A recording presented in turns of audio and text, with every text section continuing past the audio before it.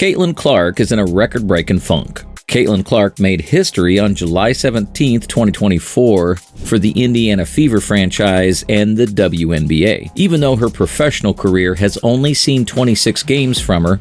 Once again, Caitlyn Clark has shown why she's the clear favorite to be named Rookie of the Year. Her range, her three-point shooting overall, her flair for testing her range every night and knowing that the other team's going to try to take it away. And she's fearless. No shot is a bad shot, and when you can shoot it as well as she can, she just adds another element of surprise that you can't really game plan for because it's so kind of just unseen. Clark became the first player in WNBA history to reach 400 points and 200 assists in a single season in her final game before the All-Star break. Not only is Clark the second player from her franchise to reach 200 assists, but she's also the 9th player in franchise history to do so. Girls hating on Caitlyn Clark.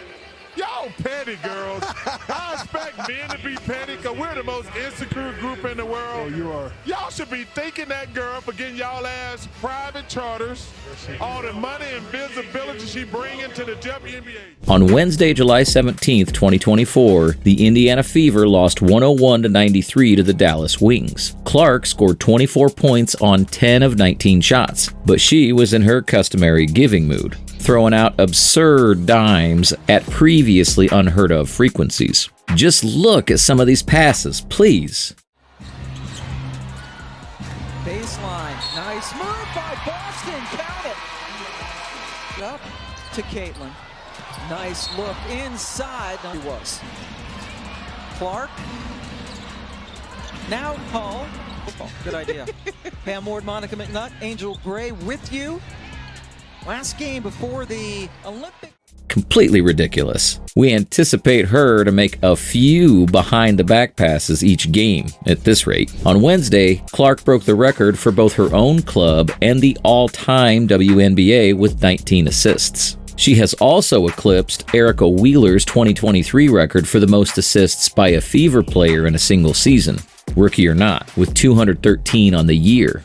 Remind yourself that she still has 14 games left after the break. This is in 26 games. It's not all sunshine and butterflies, though, as Clark also owns the franchise record for the most turnovers in a single season with 145. Let's be fair. Being the preferred option for facilitating and scoring, though, comes with a big price. Every attack really passes through her. With those absurd and forceful passes, she'll undoubtedly pick up turnovers more frequently. At a level never seen in the WNBA, Clark has shown amazing flexibility. She was on course to become the first player in league history to average at least 16.8 points, 7.8 assists, 5.8 rebounds, and 1.5 steals before Wednesday. Clark's already pulled off a number of incredible feats, including Wednesdays, but there are still 14 games left. Well, let's speak about that broken record again, because let's face it, doing that in your first season is just absurd. Against the Wings, Caitlyn Clark broke the WNBA record with 19 assists. Late in the fourth quarter, Clark accomplished the feat by dishing the ball to teammate Kelsey Mitchell for a three-pointer from the left wing.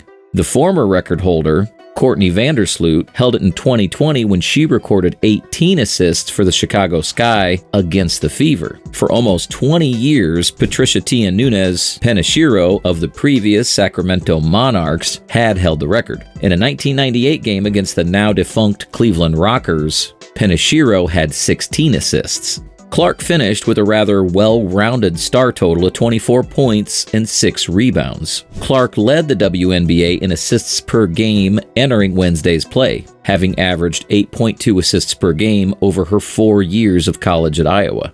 Playmaking is therefore a crucial part of her skill set, but 19 dimes in a WNBA game? Even still, that's a new low for Clark. After overcoming a difficult beginning to her professional career, Clark, the first overall pick, has been performing various magic tricks during games. But on Wednesday, she made history as a WNBA record holder and passed like Magic Johnson. Is there anything more we can say? Her talent is really shining through, and now that she's been playing nonstop since September 2023, she'll get her first break during the Olympics, which is fantastic for her. However, it gets me to wondering, shouldn't she have been on the aircraft?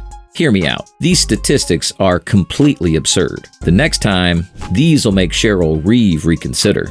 In her rookie season, Caitlyn Clark has already accomplished the following. She broke the record for the most assists in a single game in the WNBA with 19. She became the first player to reach 400 points and 200 assists in a season faster than anyone else. She finished third in bookies rankings for WNBA MVP in her rookie season, and she has scored or assisted on the most points of any player this season with 991. Sabrina Ionescu currently holds the closest score with 850. Completely supreme, in my opinion. By the conclusion of the season, she will undoubtedly be discussed for MVP. Finally, she posted these scores in the game against the Wings before the break. With 24 points, 19 assists, and 6 rebounds, she was in charge of 66 of the Fever's 93 points, setting a new WNBA record.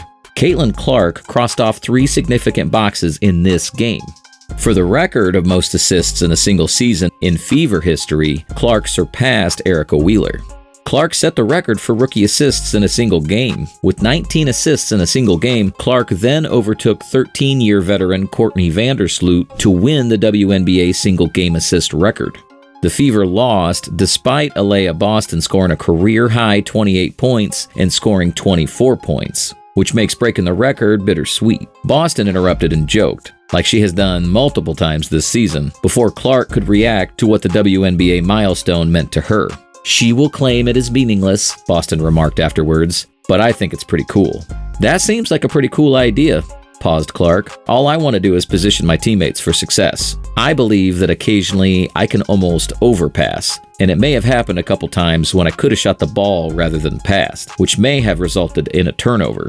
All I want to do is set Boston up for success. I'm constantly watching our post players. Clark had contributed to 5 of Boston's 7 points by the half.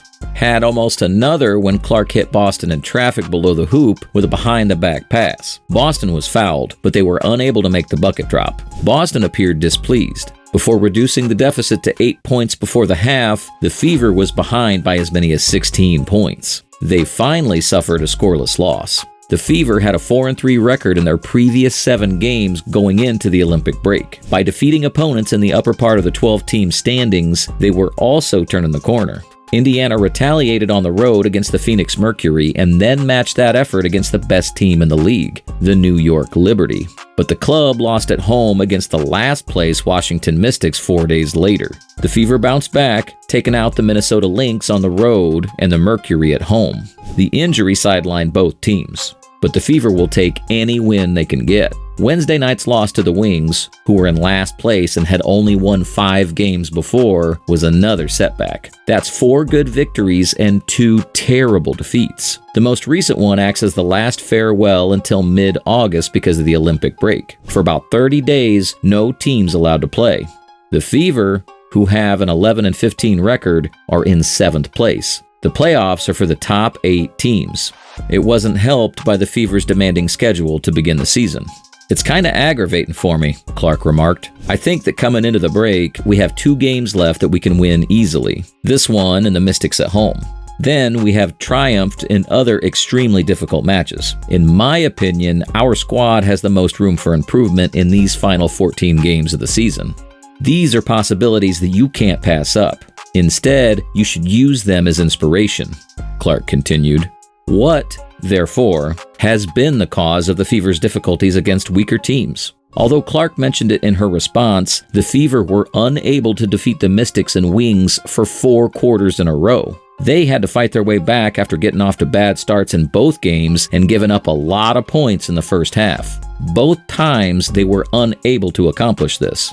It is not possible for the Fever to win every game, but hopefully these setbacks won't haunt them. Clark said they'll be right on the postseason bubble when play begins in August. After the game, Fever head coach Christy Sides observed, "Those 2 games, we just weren't who we were in those other games against top teams. You have to show up and play your game, regardless of who you're playing against, night in and night out. But having these experiences is just part of growing up." The first week of the Olympic break will be off for the Fever before practices start back up. I really can't believe Cheryl Reeve opted to leave Caitlyn Clark at home. So let's go back to the Olympics for a while. Just take a look at all the records that have been shattered. As if there weren't enough, the bookies place her third in the race to win MVP. Why and how wouldn't you want a player of this generation on your team? And it's highly unlikely that Caitlyn will be used as a stand-in for Diana Taurasi, who is expected to return from her injury this week.